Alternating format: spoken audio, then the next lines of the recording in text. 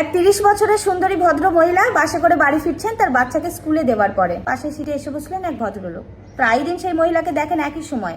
তাই আজ জিজ্ঞাসা করেই ফেললেন, ম্যাডাম আপনি কোন অফিসে কাজ করেন? আপনি ওয়ার্কিং নাকি হাউস ওয়াইফ? ম্যাডাম বললেন, হ্যাঁ অবশ্যই আমি ওয়ার্কিং, 24/7 কাজ করি। ভদ্রলোক উৎসাহের সাথে জিজ্ঞাসা করলেন, সেটা আবার কোন অফিস? ভদ্রমহিলা বললেন, আমি আমার বাড়ির ফার্স্ট অ্যালার্ম, যার আওয়াজে সবার ঘুম ভাঙে। আমি আমার বাড়ির কুক এবং তার সাথে ওয়েটারও বটে। আমি আমার বাচ্চার জন্য টিচার এবং 24/7 তার বডিগার্ড। আমার হাজব্যান্ডের আমি পার্সোনাল অ্যাসিস্ট্যান্ট। আমার বৃদ্ধ শ্বশুর এবং শাশুড়ি মায়ের আমি নার্স। আমার বাড়িতে আসা আত্মীয় এবং অতিথিদের আমি রিসেপশনিস্ট। কোনো অনুষ্ঠান বাড়িতে সেজে যাওয়া মডেল আমি। আমি আমার হাজব্যান্ডের পুরো জীবনের সিনেমার হিরোইন। আমি 24/7 কাজ করি। মাসের শেষে কোনো স্যালারি নিই না। তার সাথে আমার বছরের শেষে কোনো স্যালারি ইনক্রিমেন্টও হয় না। আমার কোনো হলিডে থাকে না। তারপরেও আমার বসের কাছে শুনতে হয় সারাদিন করিটাই বাকি।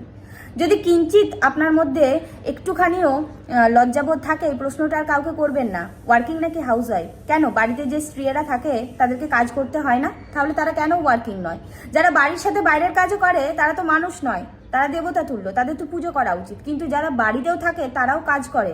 বাইরের কাজের থেকে বাড়ির কাজটা আরো অনেক বেশি কঠিন, কারণ সেখানে একটা নয় অনেকগুলো ডিউটি থাকে। তাই ওয়ার্কিং ওমেন এবং হাউস ওয়াইফ এই দুটোকে আলাদা করবেন না। দয়া করে হাউস ওয়াইফদেরকেও ওয়ার্কিং বলবেন।